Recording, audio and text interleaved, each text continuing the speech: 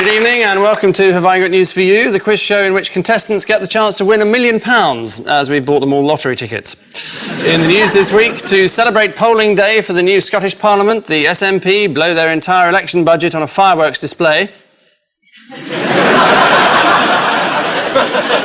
Despite his scathing attack on their new hatchback, Vauxhall kindly invite Jeremy Clarkson to test drive another model.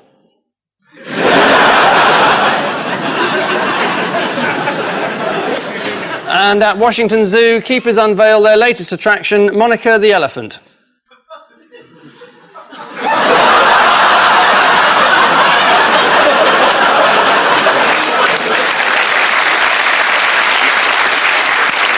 On Ian Hislop's team is a journalist who believes he was only hired by the Daily Express because they confused him with his brother.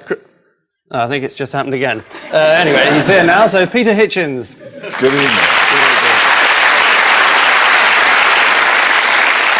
And with Paul Merton tonight is a woman who has apparently eaten everything from squirrels to testicles. In fact, the only thing left in the BBC canteen is a couple of mushroom vol au vent.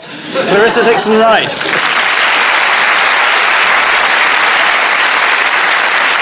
So, beginning with round one, fools no one. Ian and Peter. Well, I think it's the 6th week of the war to save the Kosovar Albanians from the Serbs. But unfortunately, the Serbs are still killing the Kosovar Albanians and driving them out of their homes, so it hasn't been a very successful war. But I think it's about to be proclaimed a success. Right. If I have that right. And what's the UN proposal at the moment? The UN proposal at the moment is that a lot of Russian troops will come in, surrounding the NATO troops, so they can't do anything, presumably. And what's Tony been up to? He's been visiting the refugees, making a speech, saying victory, and they're going, we don't speak English, but he sounds good. They're going, Tony, Tony, Tony. And so he thinks they're all Labour MPs. And showing that his deodorant doesn't work. Gosh, I didn't notice that. I think it's quite warm out there. It's probably reasonable. You haven't seen the Shore adverts or whatever that is. We might have a tick on his back, we don't know. He was called by the press the Pied Piper of Kosovo. It's an extraordinary title for Blair, because the Pied Piper took the rats away from the honest citizens, whereas NATO has managed to take the honest citizens out of the country and leave all the rats in there. And what's the new weapon that they've unleashed on the Serbians? The Apache helicopter, which is named after a group of people who were ethnically cleansed by the United States Army.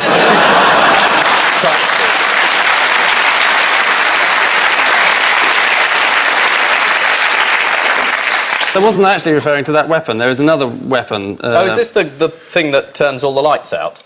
Yeah. This amazing graphite bomb that you drop over the power stations and then the electricity doesn't work? My electricity board's got one.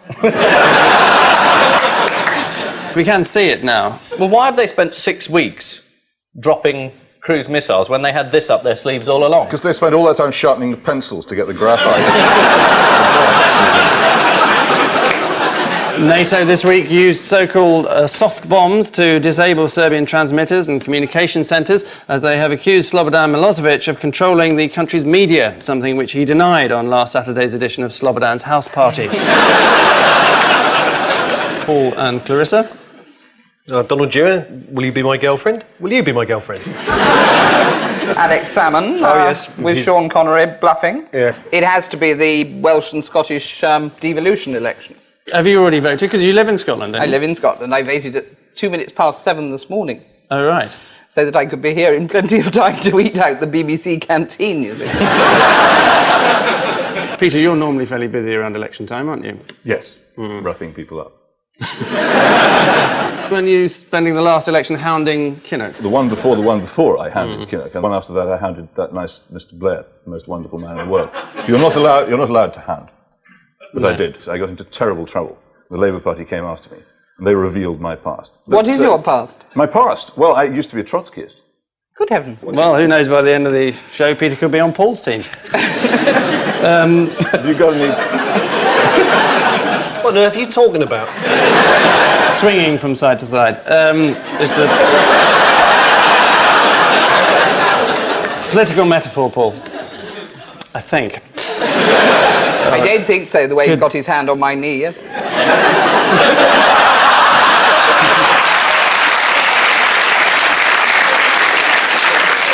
just to say I've been blessed.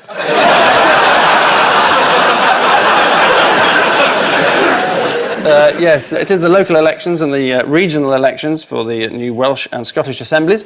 Unfortunately, this show is recorded before the results are announced, so we have no idea how Labour, the SNP or the Liberals have done. But the Conservatives have done very badly.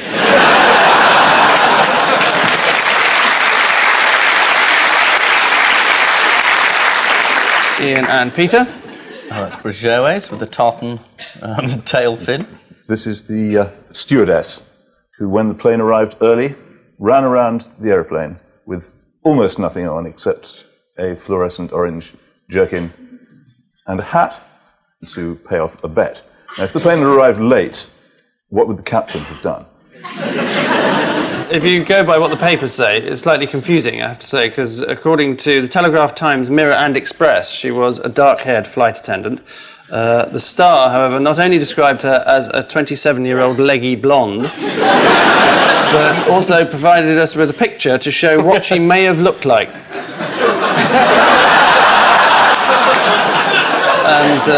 And this is what she did actually look like. Any idea what the captain's name was? The captain's Captain name? Peacock. Captain Pugwash. Captain Ash was his name, which is a slightly unfortunate name for a pilot, especially if your first names happen to be Christopher Ronald. Were they? Oh, yes. Those were his names? No. Why are you mentioning it then? I'm using conceit, I thought, but maybe not. Yeah, not, I think. Well, it could be Frederick Leonard, that's Flash. Well, I don't say that, do I? So why are you wasting everybody's time with this ridiculous... What's Christopher? What are you talking about? What's ironic about a pilot having a name Flash? Well, because she did a She took her clothes off. She took her clothes off. Have you not been reading the papers?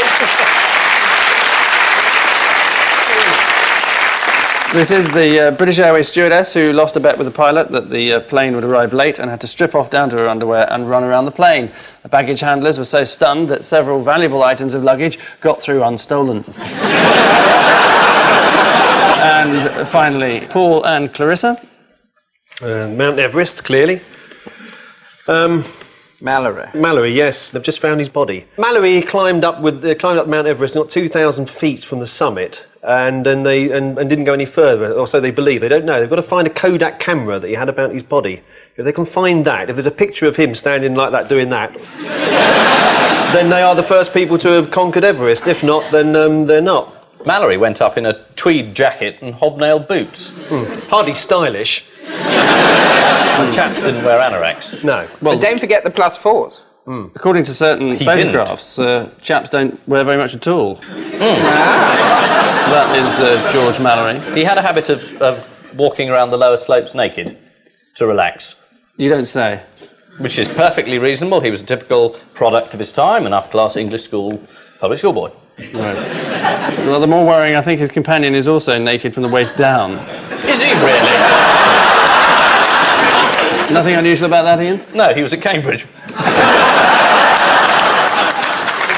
And who else has tried to climb Everest over the years? A few other Brits. Brian Blessed. Yes, about 900 times. Chris Bodden. Yes, and more famously, the Duchess of York attempted it. Good Lord. How far did she get? As far as the nearest cafeteria. She got 20,000 feet up before.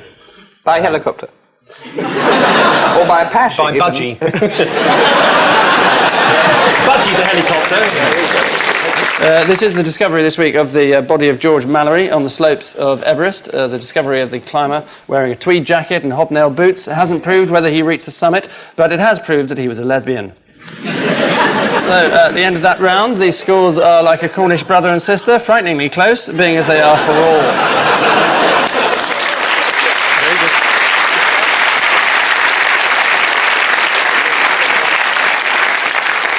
And so, just as things are getting going, in tribute to TV executives everywhere, we break suddenly for a 4-course meal. 4 unsavoury news stories to identify from 4 even more unsavoury foodstuffs. So, Ian and Peter.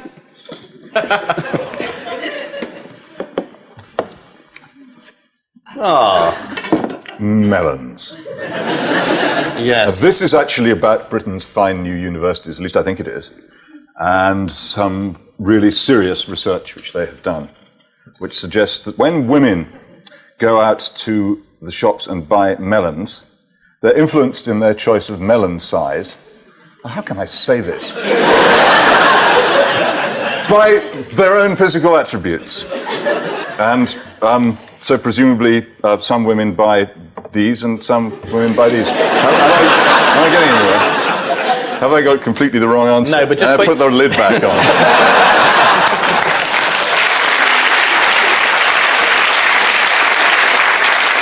Yes, I'd love to say you're completely wrong, but unfortunately you are utterly right. I just wonder what the selection of cucumbers is.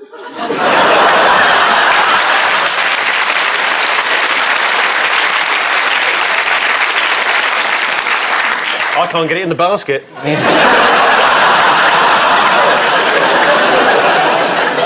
So Usually they sell them cut in half, don't they? That's kosher.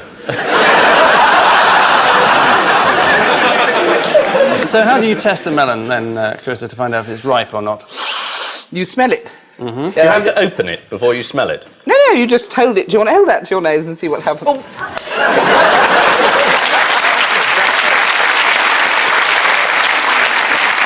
Can I just ring the England test selectors? That's right. You smell that, don't you? Right, thank you very much. This could be a new programme called Melon Sniff. Welcome to Melon Sniffing. Lord Helsham, would you like to serve a melon? A Tesco spokesman said, for most women, breast size is a conscious thought when choosing melons, whereas for most men, breast size is a conscious thought when doing almost anything, in fact. Paul and Clarissa, your main course. Bon appétit. De toi. Ah. This is the meat pie, that's Norwich City. Delia. Delia Smith.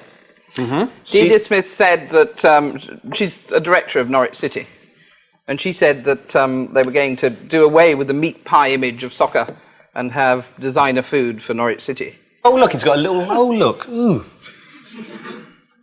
Ooh. It's a little... Been hanging around. You can have an act for this. Hello, what's your name? My name's Bobby. Bobby, the talking meat pie. Makes your melons look a bit sick, doesn't it? Not often you get to say that on British television. It's about Delia Smith meat pie. She doesn't like them. She's going to change the food at Norwich City. Are you rivals, or is it Not at all, perfectly no. I'm friendly? a great friend of Delia's. Just checking.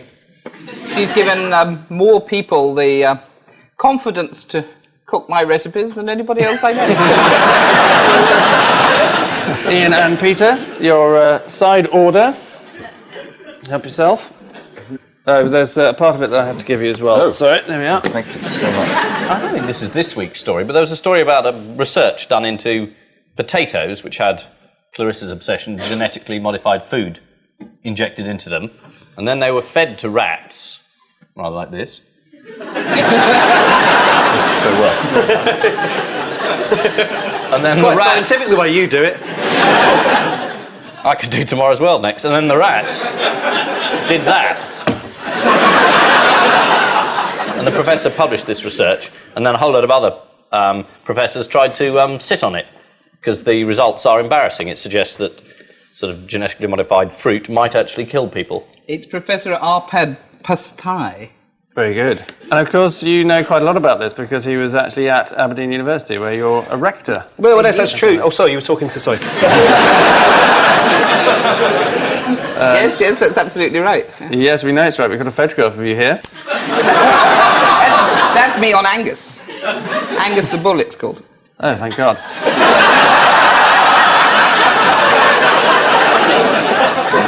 You sure it's called Angus the Bull? Yes. That's short for Angus the bullshitter. And what was Blair's reaction to it? He said, look, trust me. Well, he said he'd given them to his kids. He sort of did a gummer, didn't he? Oh, really? But he's in a slightly odd position because he's got David Sainsbury in his government. And Sainsbury's are quite involved in genetically modified food. So there could have been a conflict of interest, except it's Tony. And he doesn't have conflicts.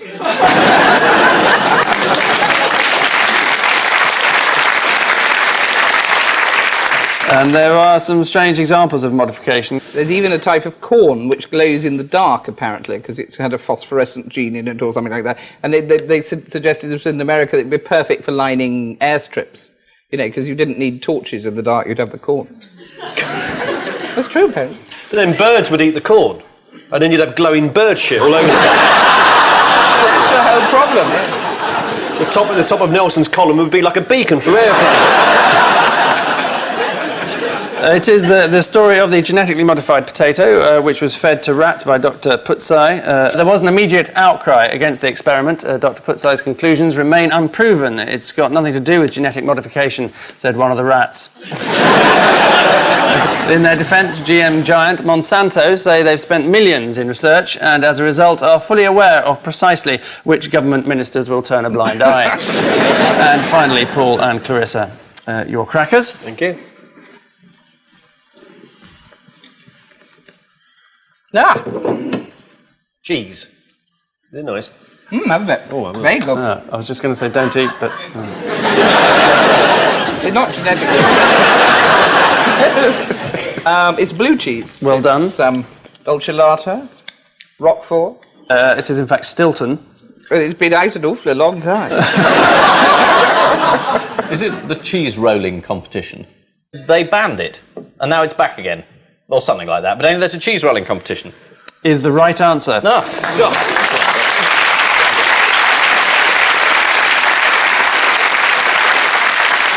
And in fact, we can have a look at the cheese rolling competition now. Oh, look! Passer-by could have been hurt. And if you want to see more of that cheese rolling event, it's the main item on this week's grandstand. As we call for the bill, a quick look at the tab shows that Paul and Clarissa may have to consider doing a runner, trailing as they are 10-8.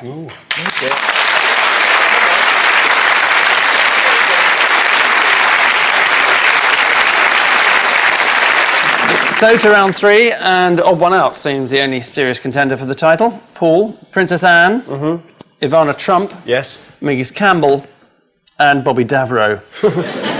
Oh, right. Mingus Campbell, he's the Liberal, isn't he? He was an Olympic runner. Might have been. Princess Anne, she's an Olympian. Ivana, she was in the Olympics, Olympic sport of shopping. And Bobby Davro wasn't ever in the Olympics, so he's the odd one out. Is the right answer. That's right.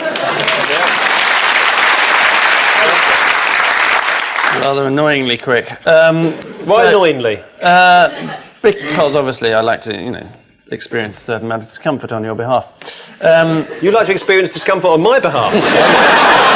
That's awfully bold of you. Why do you experience discomfort on my behalf? So if I go in and have my hemorrhoids done, you have something shoved up your arse. And I don't have to have the operation. That's all right. Mind you wouldn't be able to hear what you were saying, though, would you?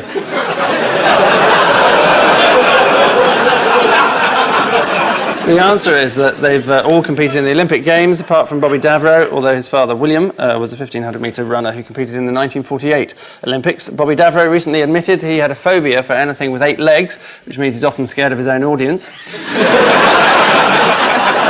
During the 1972 Olympics, Princess Anne competed successfully in the show jumping event. In fact, the judges said she finished with only 2 faults. She's got wonky teeth and drives too fast. Clarissa, a Range Rover, £20,000, half a dozen lobsters, and Kevin Keegan. Live lobsters are very good. You can smuggle them through customs and then threaten to kill them at the last minute. Oh. I always wondered what you did on your days off. Well, I had these lobsters, you see, and they were alive, and they'd been in the hold, and they started scrabbling. And the man said, those are alive, you can't bring those in. So I said, could I bring them if they were dead? So he said, yes. So I started unbuttoning my brooch, you see, and he said, what are you going to do? And I said, well, I'm going to kill them. And he said, not in front of me or not. So I took them in. Anyway, that's got nothing to do with... How do you kill a lobster with a brooch? You don't, but it's a good bluff. I'll pin this on him, he'll die of embarrassment. Anyway, I think it's something to do with that man who didn't get the passport today, Mohammed Al-Fayed. because he gave, what's his name? Oh, that thug. Norman Tebbit. That's the one. Norman Tebbit a Range Rover, didn't he? The £25,000, wasn't that the Hamiltons? It was Tim Smith. And the lobsters... They were a gift to somebody. He gave somebody a gift of lobsters, didn't he, as well? And Al Fayed has said, I will give Kevin Keegan to the nation, but everything else he gave away, but he hasn't given Kevin Keegan away apart from the nation. I reckon the odd one out is Kevin Keegan. Is the right answer. Very Hey, good. well done. I can say a lot of things about Al Fayed, but I'd probably get sued, so I won't. Oh, what kind of things? Well, my father had a lot to do with Egypt, you see. He built the Anglo-American hospital in Egypt, and for once, Jack Straw was quite right. Oh, really? You think he shouldn't have had a passport? There's a controversial view. But don't you know Jack Straw as well? Yeah, I was at Gray's Inn with him when I was a law student. And he's a poacher turned gamekeeper, really. In what way? Well, you know, I'm rather mystified by all these allegations about never having touched Wacky Backy and things like that, because obviously my memory has been damaged by all the alcohol I drank. Are you saying he was a member of the High Court? Eh? Intriguing. Did he inhale at all? What?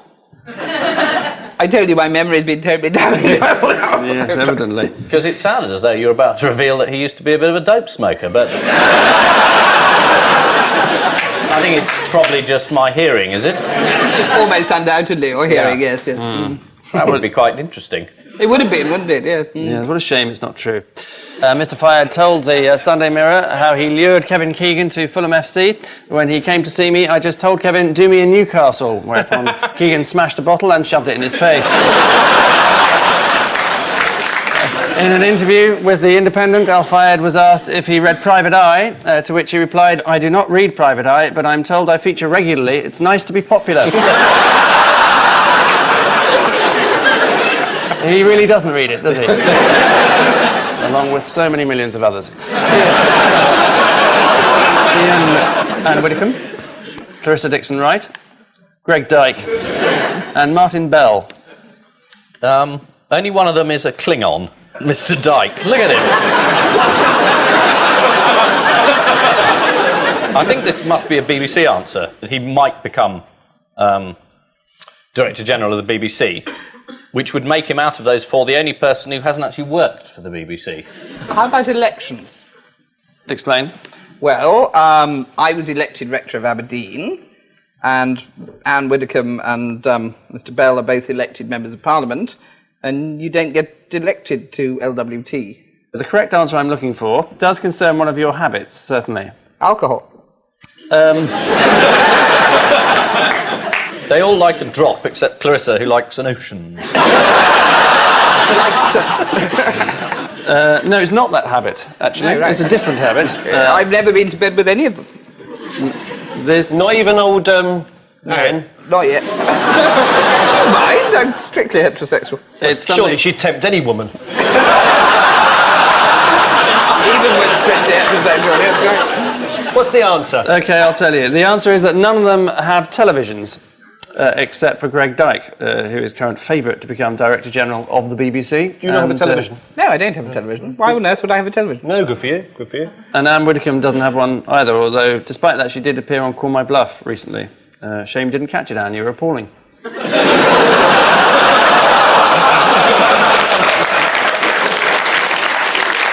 As one of the controversial two fat ladies, Clarissa Dickson Wright apparently insists on using nothing but the best quality butter, although on a good day she can squeeze out of the sidecar without it. I'll see you in the car park.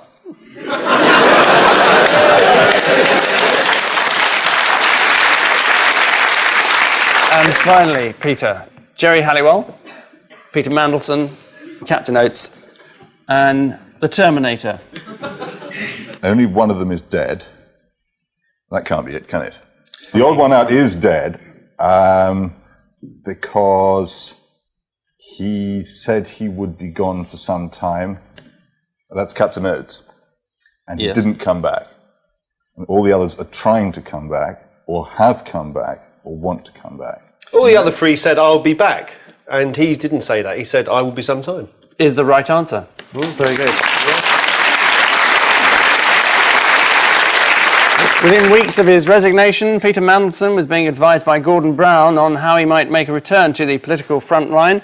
According to The Times, Gordon Brown has discussed the possibility of Peter spending some time in Tanzania involved in charity work. Although his actual words were, "Why don't you piss off to Africa?" Which cheap return brings us full circle with Ian and Peter back to their worst, behind as they are 13-11.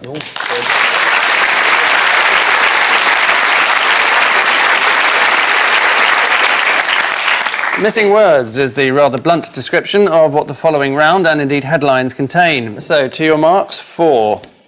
Drama over farmers what? Llamas. Drama over farmer's wife's assault on blind mice. Just went at them with a carving knife. Llama is closer, given that it is, in fact, the right answer. Barmy llama. I had a llama named after me once. What was it called? Clarissa. What do you mean, what was it called?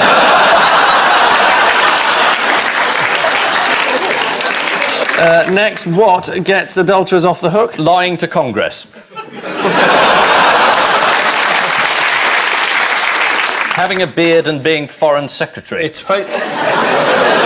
a new phone service that you can dial. Alibi services. Yeah, that's right. Is the right answer. Alibi service, that's right. Next, kangaroos put on what? Airs and graces. Trousers. Woolly jumpers. Put on weight. Put on trial in kangaroo courts. Put on the pill is the answer. Fair enough. Female kangaroos for self-preservation all across Australia are now on the pill, or at least they say they are. And finally, Masons face what? Inquiry.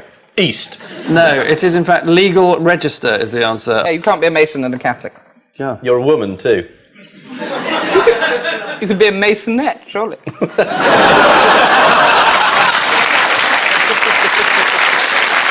Which unlikely stories mark the end of tonight's Pure Fiction, and the truth of it is that this week's Little Porkies are Ian and Peter with 14, whilst this week's couple of whoppers are Paul and Clarissa with 16. Ooh.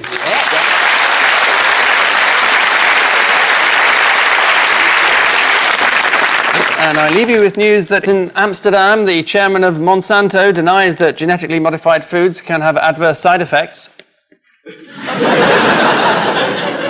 And finally, at a hotel in central London, last year's champion congratulates the winner of the 1999 Git of the Year award. Good night.